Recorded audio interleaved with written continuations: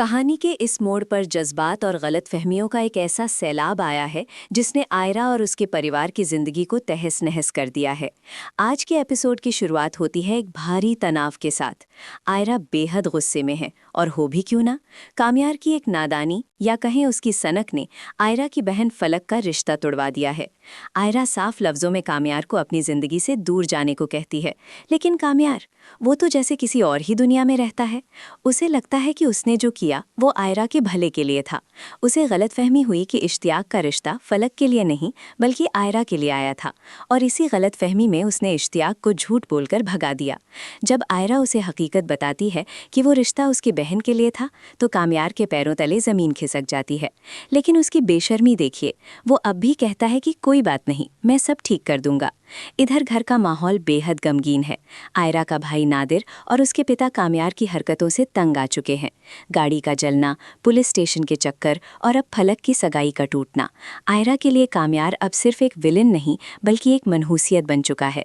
वो चिल्लाकर कहती है, जब से तुम मेरी जिंदगी में आए हो सब कुछ गलत हो रहा है। दूसरी तरफ फलक, जो एक डॉक्टर है, वो भी इस सब से टूट चुकी है।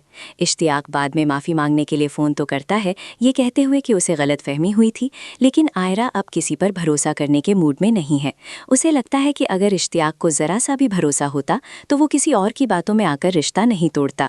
कहानी में एक बड़ा ट्विस्ट अब आता है जब कामयार, जो अब तक सबको परेशान कर रहा था, खुद एक बड़ी मुसीबत में फंस जाता है। उसकी दादी, जो उसकी जान है, अचानक बेहोश हो जाती हैं। कामयार बदहवास होकर उन्हें उसी अस्पताल ले जाता है जहां फलक काम करती है। यहाँ हमें कामयार का एक अलग ही रूप देखने को मिलता है, एक टूटता हुआ इंसान जिसे अपनी गलतियों का एहसास हो रहा है। वो रोते हुए कहता है, ये मेरी गलती है, मैं दादी का ख्याल नहीं रख पाया। अस्पताल के गलियारे में जब आयरा और कामयार का सामना होता है तो माहौल में एक अजीब सी खामोशी छा जाती है। आयरा, जो अब तक कामयार से नफरत कर रही थी, उसे इस हाल में देखकर थोड़ी नरम पड़ती है। कामयार उससे कहता है, मेरी दादी के लिए दुआ करना। फलक भी अपनी नाराजगी किनारे रखकर एक डॉक्टर का फर्ज निभाती है और कामयार को ढांढस बंधाती है। क्या दादी की ये बीमारी कामयार को सुधार देगी?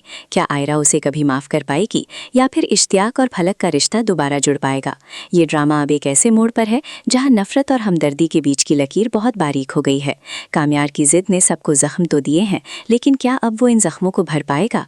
देखना दिलचस्प होगा कि आने वाले वक्त में आयरा का फैसला क्या होता है, और क्या कामयार अपनी नोबेलिटी साबित कर पाएगा, या फिर उसकी ये सनक सबको और भी गहरी खाई में ले जाएगी।